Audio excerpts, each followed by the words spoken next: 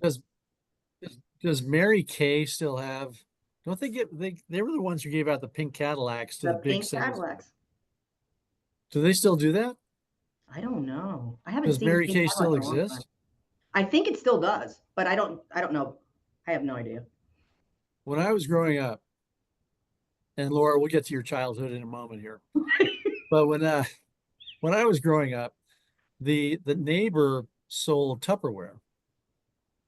And my mom was always impressed, and she would go to the Tupperware parties and come back with whatever or get whatever in the mail. I think I still have some of her Tupperware pieces from decades ago. I love So Tupperware parties. I attended all of them. And Rob, yeah, good stuff. your weekly heckler, anonymous attendee, already throwing you a little shade in the Q&A, saying Rob just wants the pink car. What's that about the pink car? Your heckler that often pops into the Q&A has made a comment that you just want the pink car, is hence the Mary Kay, reference. It was So a pink Cadillac, because I think. Hmm. Yeah. Anyway, all take it right, away. well, let's go ahead and get into it. This is the big picture. I'm Rich Swerbinsky with Onward and Upward Consulting. As always, pleased to be joined by my esteemed colleague and co-host, Rob Chrisman. Rob, great to see you. Good afternoon. And this week, really, really pleased to have a very special guest. It is the president of Lennar Mortgage, the current MBA chair. It is Laura Escobar. And Laura, you're probably the busiest person in the mortgage industry right now. So we just really greatly appreciate you taking some time out of your schedule to join us today. And we're really looking forward to the conversation. As am I. Absolutely. I owe you this visit for the last year and a half, so let's do it. I've been all over Laura for at least a year to get her on the show, and here she is. So, all right. So thank you, Laura. And before we get into anything else, also some great news for the show. Very pleased to announce, if you couldn't tell by the logo in my background, we have a new show sponsor, a long term, going several months into 2025. Great friends, a great company, and we are just thrilled to be aligned with Depth. They are the PR and marketing agency for the housing industry. If you're a company that needs your story told, needs to build brand, needs to amplify messaging, uh, I'm a former client of Depth. We use them at the Mortgage Collaborative with just incredible success for many years. Gary, Leslie, Lindsay, incredible people, incredibly wise. And depthpr.com if you want to find them on the web. And I already see in the chat my guy Bernard noting, yes, what great people they are. So, Dep, welcome to the show. And we're so excited to go on this journey with you on the big picture. So, good stuff. We should interject. I should interject. Obviously, I'm a big fan of Depth, and they had a depth thing set up for me, except my background was matching Rich's. And so, just for viewers' edification, that would be weird to have all of that paraphernalia in my background as well. So we had to call an audible before the show started to Blue 42 Audible pre-show, and yeah, yeah. Rob, El I Natural. will I'll get on my flip phone and figure out how to get that on there. But yes, thank you very much. Big Good fan of stuff. that. Yes, and thank you, Depth. And Rob, let's go ahead and get into it. And of course, No, we're no, going no, no, no, no, not ready, Rich. to. So Laura, Yes. where are you right now? I'm in my office in Miami for a change. Have you lived in Florida a long time? My whole life. I've been in Miami my Oh, whole life. grew up there, went to high school there. High school, college, everything here. And what did you do after high school? After high school, I went straight to University of Miami. I went to college at 16. Interesting. You did what? I went to college at 16. 16 years old. Yeah. I graduated early and went to college. I wanted to get it over with. Like it. And what job did you have when you graduated? And what was your I major? was in high school, I was a receptionist for a mortgage company, Flick Mortgage. I don't know if you remember Flick Mortgage, Jerry Flick, that was in this industry for many, many, many decades.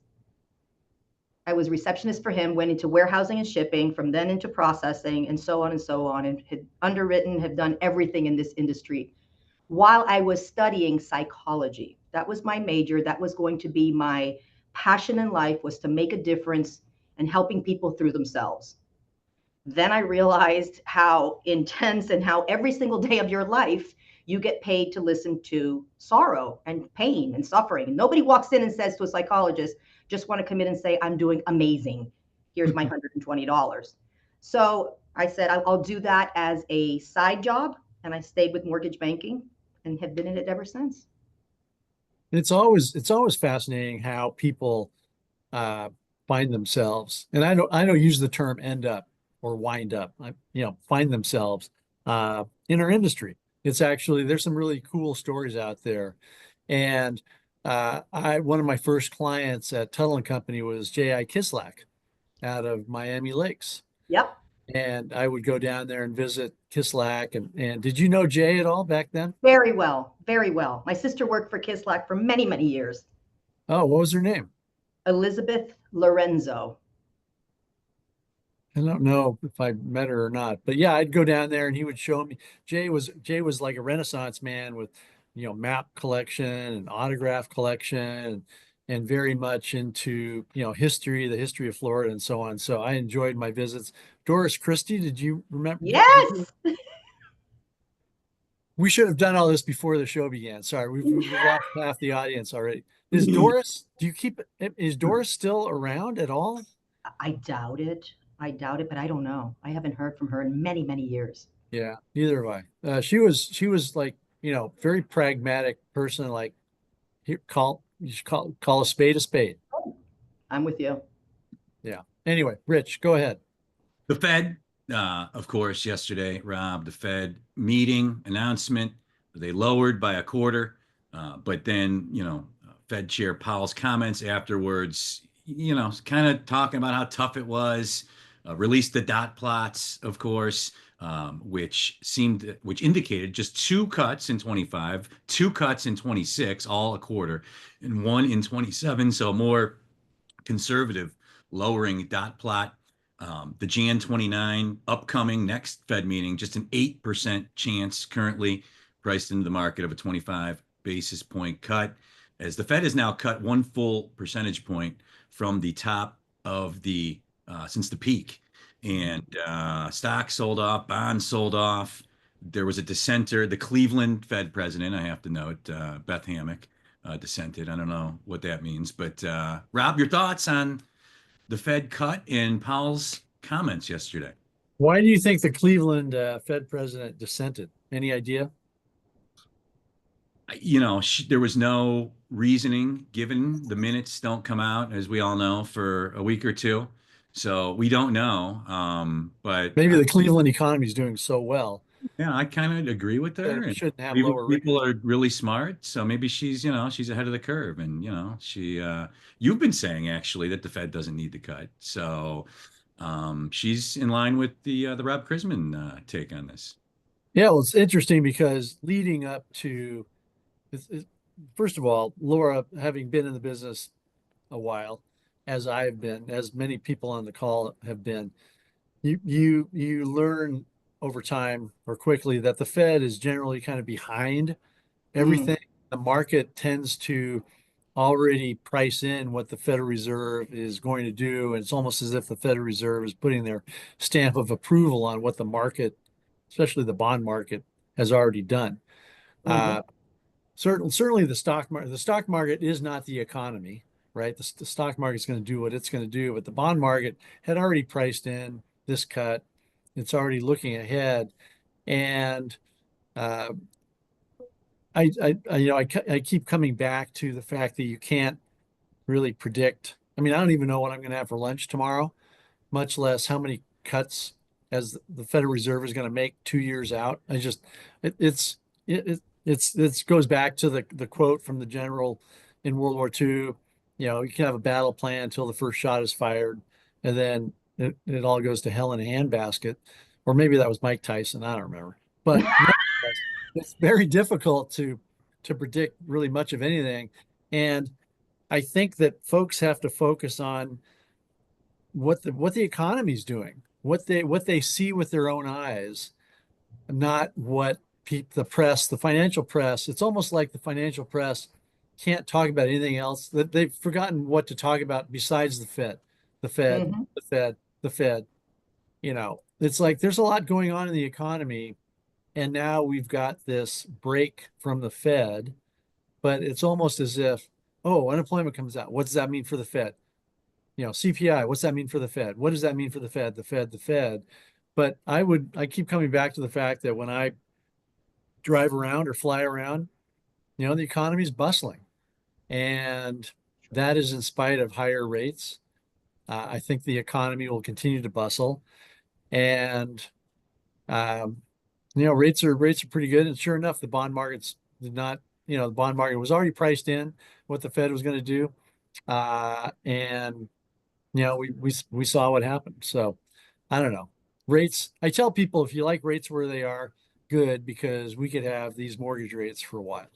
That's right.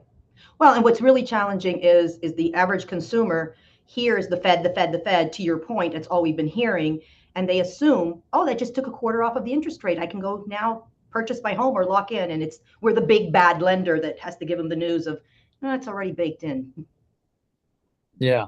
I tell when I talk to loan officers at different companies, like I'll be called in for a sales meeting of whoever, and they'll say, well, what about interest rate? Rob, where are interest rates going to go? And I always say, well, on the trading desk, we used to keep a coin. And if we're ever asked what are rates going to do tomorrow, unemployment's coming out, we flip a coin. Heads are going to go up, tails are going to go down. And even when sometimes the news, if you knew the news going into it, uh, there we go. Uh, you didn't know this was a PG rated show, Laura. Uh, With Robbie in even a even if toga? you Was that Robbie in a toga with my background? I'm just making sure what I saw was accurate there. All right. even if let's get back on track here in a hurry Okay. because I got to cover for my spawn. Uh, Even if you knew what the economic news was going, Chris Willoughby, right? Uh, Even if you knew what the news was going to be about unemployment or CPI or whatever it is, and you traded based on that the day before, half the time you'd be right and half the time you would be wrong. Sometimes the market just goes in the opposite direction to where you think it's going to go. And I think that we as an economy continue to do just fine. And a lot of people criticized the Fed for what it did back in 2020 and 2021. But I think the Fed's done a good job since. And once again, and Laura, just so you know, Rich is already tired of me of saying this, but good originators and good builders and good lenders don't base their business on somebody's forecast. They they base it on their day-to-day activities on how they're going to help their clients, Sure. regardless of what, the MBA thinks rates are going to. I've never heard a loan officer say, what, come back next month because I think rates are going to be lower and I'll have a better rate for you then. It's always, how can I help you now? Yeah. So Yeah. Well, anyway, with the volatility, that'd be nuts to keep holding on and see what happens because it has gone up and down. I think the average consumer now really is connecting with the fact that if I'm ready to do this, I'm ready to do this. If I can afford the payment, let me not keep shopping because tomorrow it's going to be higher or potentially. and for anybody who would like a replay of what we just saw 2 minutes ago, uh, Rich, this will be on YouTube. People should Yes. should fast forward to the 12-minute mark. You want to see Robbie in a toga?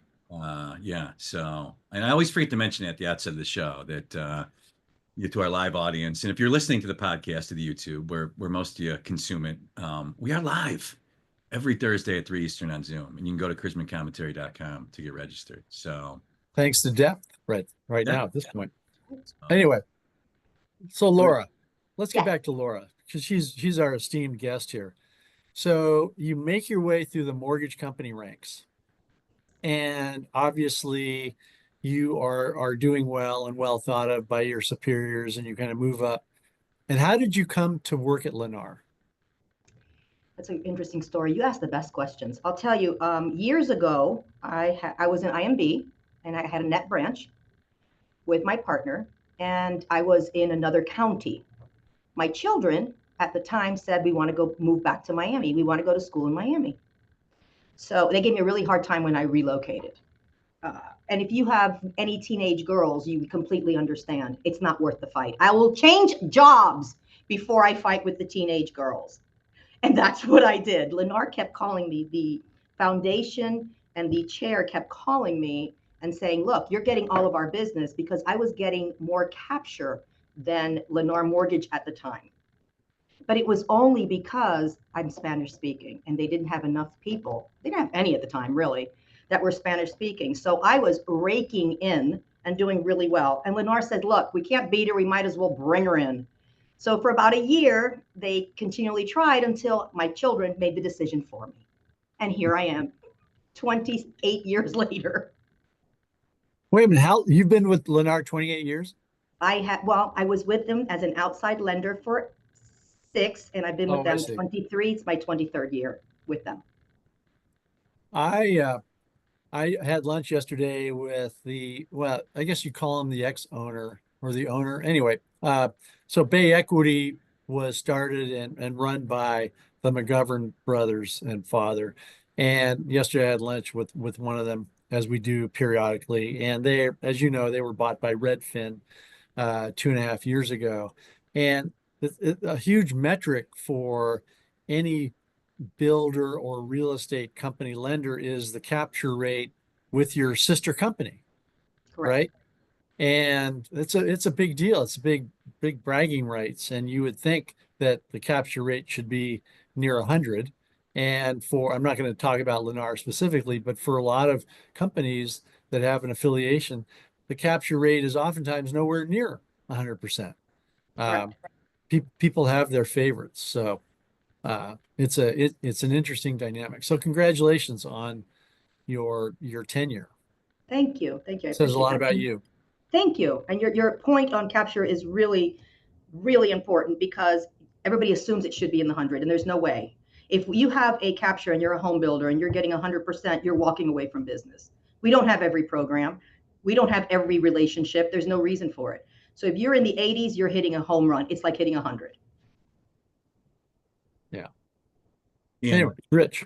your tenure, Laura, as MBA chair, getting started, and thank you. First of all, it's hard work and such important work. We need people like you to carry the baton, and especially now. I mean, such a pivotal time for our industry, coming off some tough years.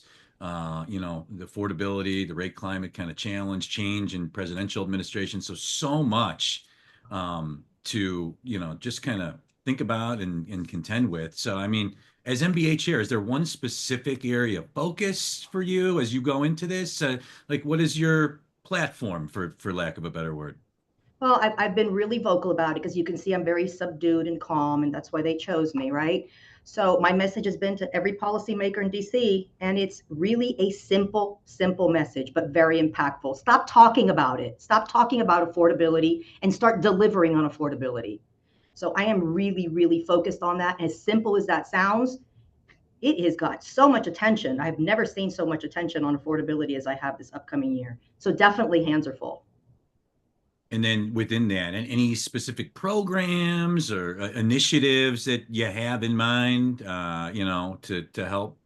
Oh, I could go on and on and on and on. I'll tell you something, Rich. After I spoke at MBA conference and was sworn in October, I had been overwhelmed by the number of members reaching out with ideas that they have tried to get through the GSE, ideas that they'd like to, but say apprehensive, forget it. FHFA is not going to say, they're not approving anything.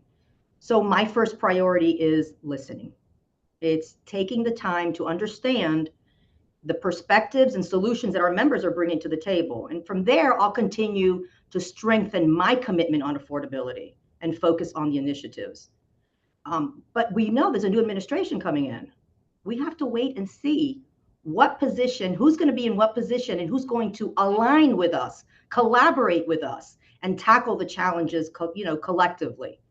So that's really, really the focus. I was on a call with MBA and Senator Warner just yesterday. And a lot of the questions that I would ask, he would say, I don't know. We'll wait and see. We'll see who's going to be in that position at FHFA. I don't know. We have to wait and see who's going to be at CFPB. So we are all sitting here waiting to see who's going to land what position to align ourselves. Waiting on appointments, and I've said it on this show for many years, is the federal government doesn't know our industry. A lot of times it feels like they don't like our industry, and it just makes the work of MBA and leaders and lenders like yourself that ascend to these leadership roles. It's just so critical. It really is. And, because, to stop bad policy from happening from lawmakers that don't understand our industry, right? Absolutely. And I'll tell you something, we have to explain it slowly and repetitively. Like people explaining things to me all the time. Same thing, same thing. Like me trying to explain Rob how to change his background right before the show. Almost just like Right. that. Yeah. So, all Yeah. right. The regulatory climate, the compliance climate, most obviously feel it's a little overbearing. And, we have an administration coming in that is been very in favor of relaxing regulations. Anything in specific, like on the regulatory and the compliance side, just mortgage lenders, MBA members that are listening, that they should maybe keep an eye out for, or that you guys have, kind of top of the stack to hopefully get addressed with lawmakers? Yeah. So there's what makes us at MBA so effective. And I'm going to tell you, I learned this firsthand, is the relationships that we've built with lawmakers on both sides of the aisle. We are truly bipartisan and support those who support our industry, right? I had the privilege of attending both RNC and DNC, both conventions, and I saw firsthand how respected MBA is. We were invited to every event. We were sitting at the front table. We had a voice. And guys, educating the incoming 119 Congress, especially the new members and the incoming chairs on MBA priorities is going to be tough. Understand that roughly 3/4 of lawmakers next year will have arrived in Washington after the financial crisis in 2008. So establishing the relationships with the administration, like a new Treasury, Scott Bessent or Scott Turner at HUD, and unclear who's going to be at FHFA and CFPB, but these key roles are really important. But MBA has a lot of credibility on the Hill, in the executive branches, with the GSEs. We're going to use everything we have and that trust to advance our members' priorities. And then one more off the rip question for me, then I'll cede to Rob. But CFPB, following up on that, you mentioned CFPB, and clearly we're going to get a change there. I guess, just your thoughts on changes there. We've got, Elon Musk saying delete the CFPB. We got Chopra in his final days being super, super aggressive, trying to get things across the goal line. And we don't know who's going to be the appointee. But yeah, we just love your thoughts on just the CFPB in general and potential changes there and how you look at that from your perch. Yeah, I'm really, really, really hopeful. No, Chopra said at Senate banking hearing that he won't resign ahead of the inauguration. But let's be really clear. Consider it a done deal that he will be replaced within hours, right? So we anticipate his successor will definitely tone down the rhetoric against the financial institutions and will not regulate by press releases or blog posts. So that's real important. And one thing we'll be focused on is that our members, not only our members, all of us, we are deeply frustrated by the annual price hikes. Let's talk about credit reports. I mean, that's absolutely ridiculous. Consumers deserve a fair and transparent process, which is why MBA is calling on federal housing regulators, CFPB, Federal Trade Commission, I think that's about it, to examine the role of the government's requirements. What do they play in driving up these costs? So this is not going away. There's so much that we have to talk about here, but we'll see what happens with CFPB. We'll see what Elon wants to do. Rob, any truth to the rumors? You've been considered for the role, I know, the CFPB I director. voted for Rob. I know. Any developments there, Rob? Well, the groundswell movement seems to be faltering a little bit, which I understand. So, Laura, thank you for your support.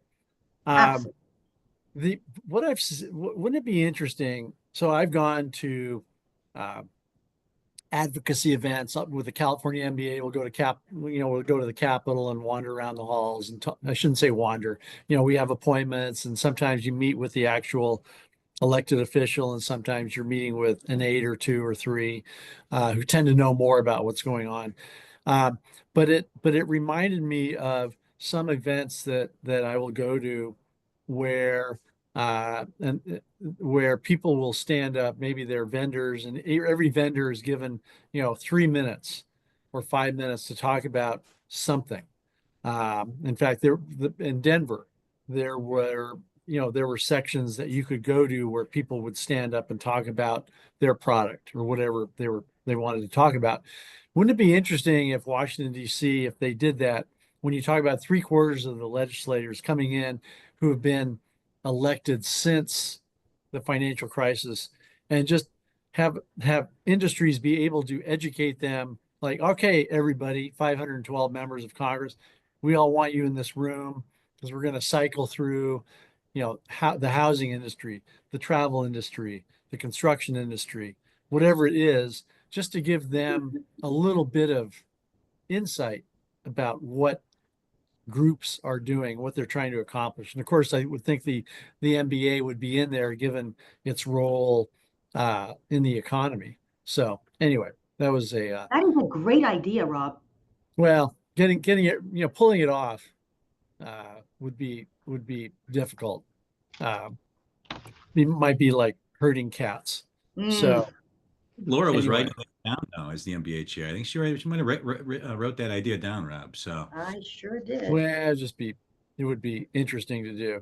On a personal note, Laura, any surprises that you've had as in your position with MBA, and moving up the leadership ladder? Have you been surprised by the increase in something, the decrease in something, the amount of knowledge out there? Have you been surprised at the willingness of companies and CEOs to step up and help the industry? Any surprises that you've had? Really, the only surprise, and this is something that I wanted to make sure to get in, is the fact that we are finally being recognized. The administration change is not just in DC.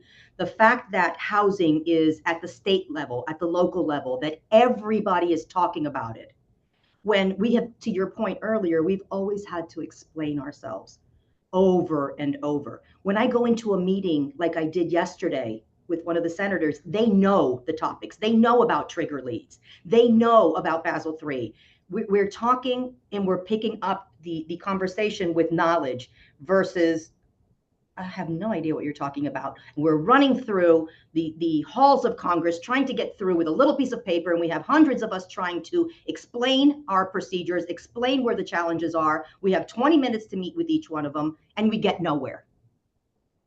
I honestly, and maybe it's a surprise, but it's a good surprise to be where we are today. Good to hear. And then Laura, you mentioned affordability being kind of your passion project in your term as MBA chair. Thank you for that. It's obviously it's plagues the industry right now. And any specific roles you see MBA kind of playing in promoting greater affordability, or specific things that you have in mind to kind of start that journey? Oh, I have a lot in mind. MBA is going to get a whole lot louder. I said this in October and I keep saying it on housing supply. So I get all kinds of different numbers, but we are millions short in homes. We are currently between 1.5 and 6 million. Everybody has a different number of shortage of homes. So in 2023 alone, the number of households grew by 1.6 million, but the number of housing stock only grew 1.3 million. We're not keeping up. It's just a fact of life, right? So housing supply is about more than just new homes. It's also about rebuilding, rehabilitating older homes. We will continue to take on that excessive regulation, which is directly related to inadequate housing supply, but mostly on the lower end of the market, right? So did you know the average single family home now costs more than $390,000 to build?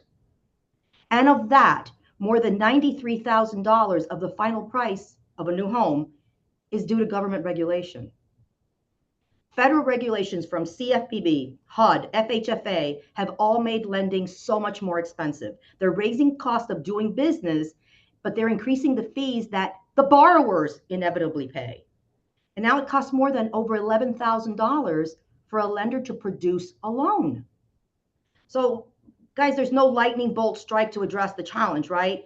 But there are plenty of ways to eliminate or revise rules that are in the way of building more housing. For example, MBA has been instrumental in bringing about a needed update and discussions on the expansion of the 203K, the FHA 203K. The program which enables borrowers, we all know, to finance the cost of a home while simultaneously, renovating that home and using the value of the house after renovation.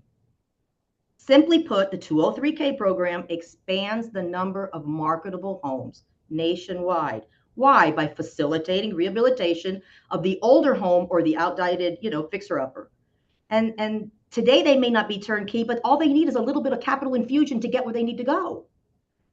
Another example, MBA is advocating for updates to Fannie Mae's home style renovation mortgage. So particularly, they're making the program more viable as a source of finishing funds on the stalled construction projects. We see that a lot. Manufactured housing, it continues to be a solution.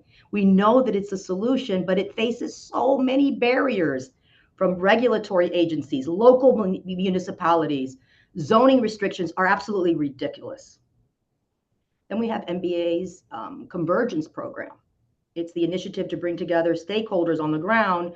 We're in Philly, we're in Columbus, and in Memphis, and we're increasing minority homeownership. The program's been around since 2019, bringing the local stakeholders together alongside and with the national partners, and just absolutely killing it in these markets with people that really need homeowners. And lastly, MBA has convened a blue ribbon, I love this, blue ribbon task force to identify changes in the tax code. We have to stay all over this. We know that it's expiring. The Tax Cuts and Jobs Acts of 2017, provisions of it are expiring at the end of the year. So MBA is all over this and has an amazing group of members that are staying engaged.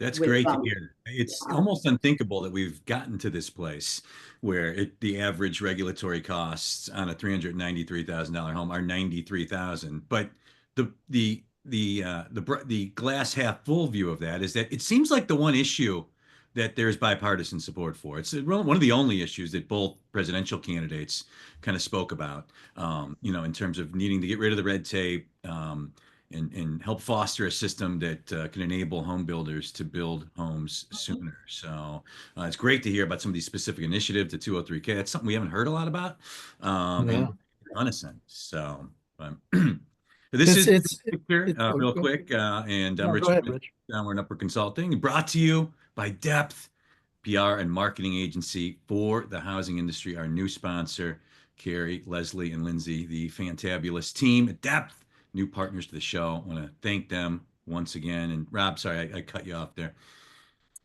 No, I was going to ask Laura a little bit about, if we could get into this, and maybe you can't talk about it specifically, but it seems like when you talk about affordability, oh my gosh, this costs this and that costs that.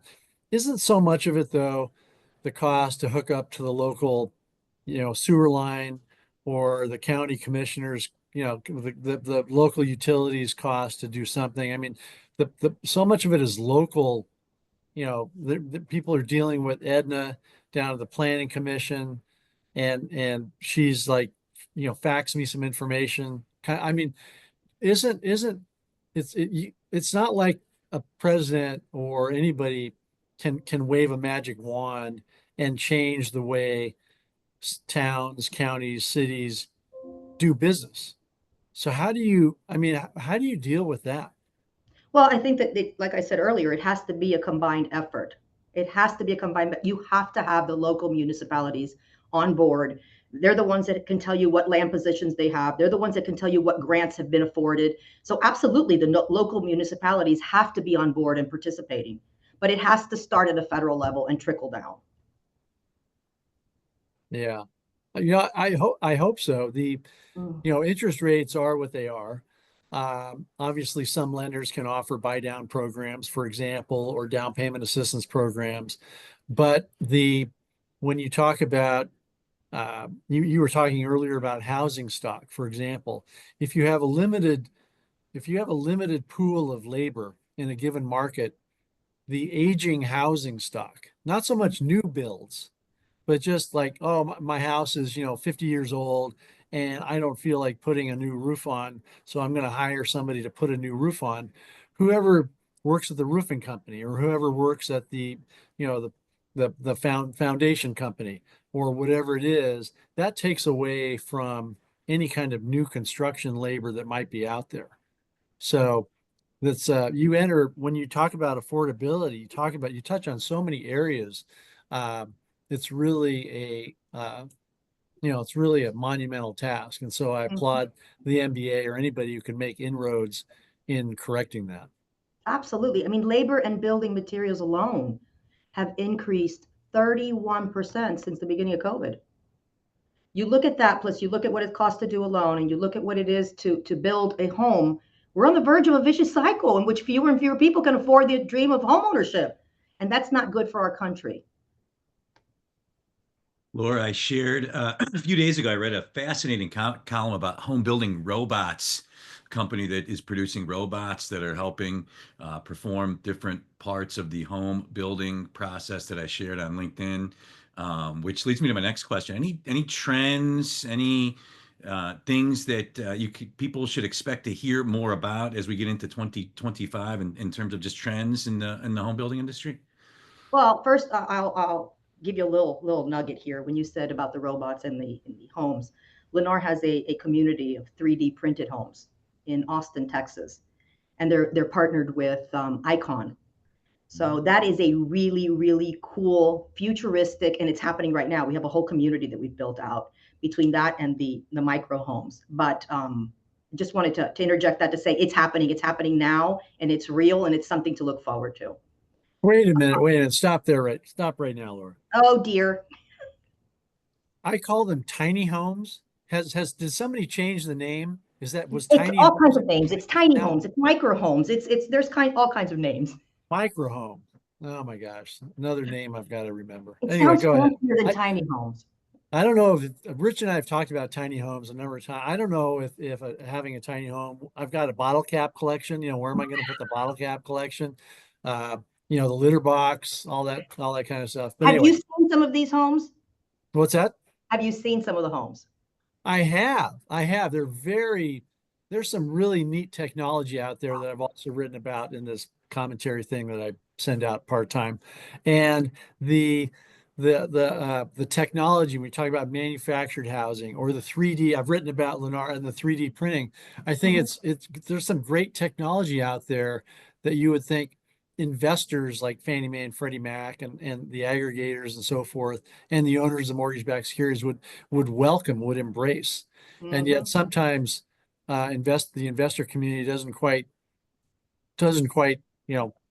get it, or isn't quite quick to say, oh yeah, we'll take manufactured housing at the same price as others, or we'll take 3D printed houses. Sometimes it's a little bit of an uphill battle. So anyway, Sometimes, all the time. Everything takes so much time and it's so painful. yeah. Anyway, I interrupted. You were talking about tiny homes. And I just interjected with the micro homes. I just interjected because they are an affordable spot, and that in the 3D homes are really, it's something that I love to see. Forget that it's Lennar, any company doing and delving in and trying something different instead of waiting for the government to do something. There are a couple of trends that are developing, Laura. We've got obviously sustainable, energy efficient home building practices. It's gained momentum over the course of the last few years. Our resident big picture climate risk expert, Kingsley Greenland, now on the top names list, also asking about climate risk regulations. So, energy efficient home building, climate risk. they seem like two issues that are going to continue to emerge in housing in general, as far as it relates to like changes for the mortgage industry or things that we could see down the road as kind of tangents to those two issues. Anything that comes to mind there? Well, I think that everybody wants a sustainable, energy efficient home, especially in light of our recent weather related events. I mean, hurricanes, floods, wildfires. We have seen massive climate challenges. Um, Insurance is out of control. It's the events have highlighted the urgent need for resilient housing solutions. But I just keep going back to the cost. The cost making these upgrades or building these homes remains a huge barrier for these families. So, addressing the challenge requires innovative approaches. It requires collaboration. It requires policy change that makes sustainability and affordability accessible for everybody. So I'm just singing the praises of what I'm going to be doing morning, noon, and night while I'm in this position. It's going to be a busy year for you. It But is. It's already started. and you're Yeah. saying you're not going to be able to single-handedly lower insurance premiums, though, as Well, I'm I'm being. working on it. So I'll let you know. All right, good luck with that. Considering mine went up 72%, I'm working on it. Yeah, that insurance is a great example. I mean, Kingsley, that we've talked about uh, climate change and catastrophe risk and so forth. And everywhere I go, and Laura, you probably see this too, it's like, oh my gosh, they loan officers are they get the borrower to nearing the finish line and they say, oh, have you talked to an insurance agent yet? And the borrower says, no, I haven't. Why? And it's like, oh my gosh, well, then you need to talk to an insurance agent. And then the deal gets blown out of the water because insurance cost is, 500 or 1,000 a month. But people quickly find out, even though it's not quite as big a topic as it was, say, 6 months or a year ago, it's still a huge topic in the day-to-day lives of, I'm sure, originators and builders. And you find out that there are, every state is a little bit different when it comes to insurance and the insurance commissioner and where they are.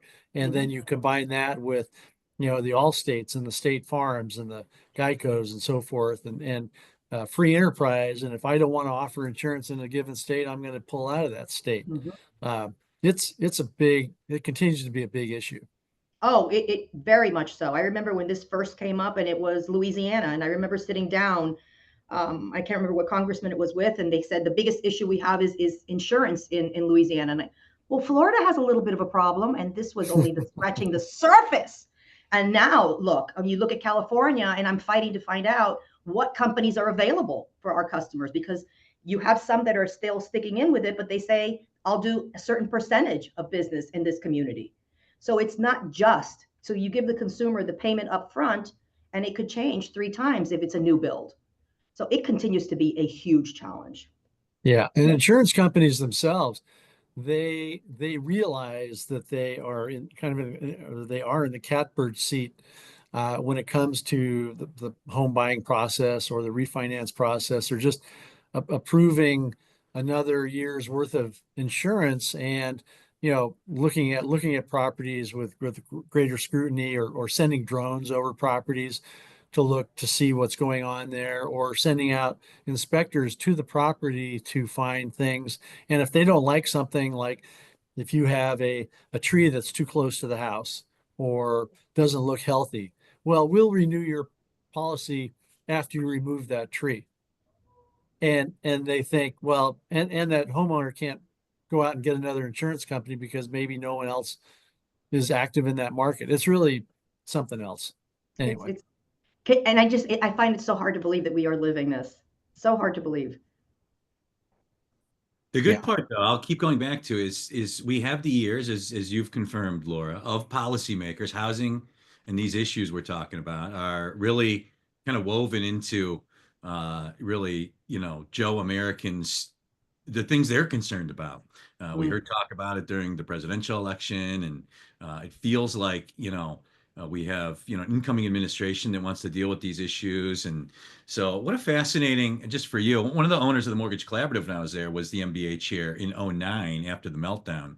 So I heard some fascinating stories on the flip side of that. But you have a real cool opportunity as you are the chair in this year where it feels like, only so much can get done in one year. but it feels like these next 9, 10 months of your term, there's so much possible that can be done to really reshape and improve our industry over time. And that's got to be that's no light task. No. I gotta keep you up at night. Oh, it's what excites me and what scares me to death. Yeah. Laura, favorite airline? American. American. Simply because I have the hub here out of Miami and it's so much easier. You're going to be spending a lot of time on American. Let's just say I'm already concierge key. And So you know I've already done that.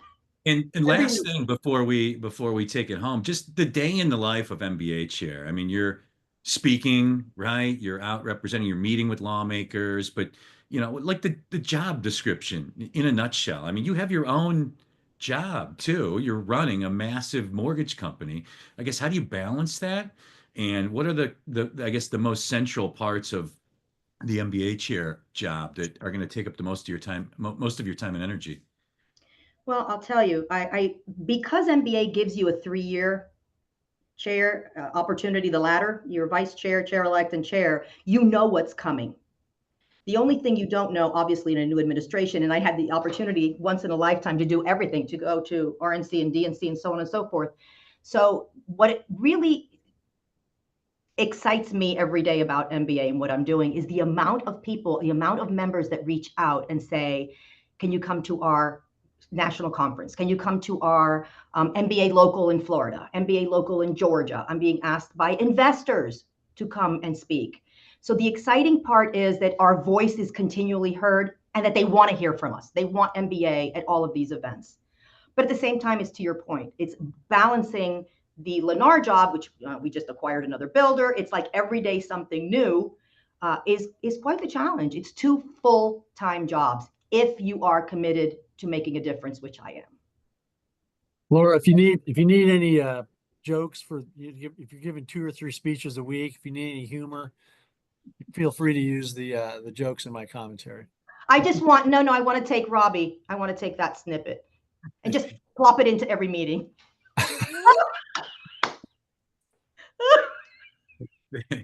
That was fabulous. That was, if I was nervous about doing this, guys, thank you, Robbie, for that. Well, good stuff, Laura. Thank you so much for coming on again. Not lost on us how much you have on your plate, and really appreciate you taking the time to join us. And yeah, very enlightening, very insightful conversation. Thank you once again. Thank you very much. Service. Thank you for having me. Yeah, very grateful for you taking on this responsibility. So, And thank you to Depth.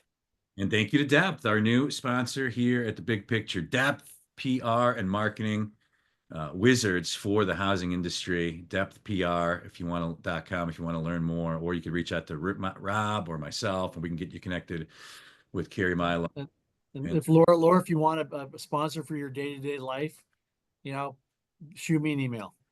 You got it. And to our listeners and viewers, thank you for spending part of your Thursday afternoon with us. We do the live show Thursdays at 3 on Zoom. One-time registration for that if you want to register for the live. The lives are fun. You never know when Robbie's going to pop in wearing a toga with a mimicry of my background. And then, of course, our podcast and our YouTube, Chrisman Commentary YouTube page, and the podcast. So many different ways to consume the program. So thanks, Laura. Laura, thank you once again, and really appreciate you. And thanks for being on. You got it. Anytime. All right. Have a great rest of your week and weekend, everyone. We'll see you no, we won't see you next Thursday. It's our one Thursday off. The day Maybe the next one too. we're doing Jan 2. We are doing Jan 2. Are we doing Jan 2? Okay. So we'll have all of like 12 people on here. So we'll see you in 2 weeks. And thank you for listening to The Big Picture. And we'll see you on the next one. Take care, everyone.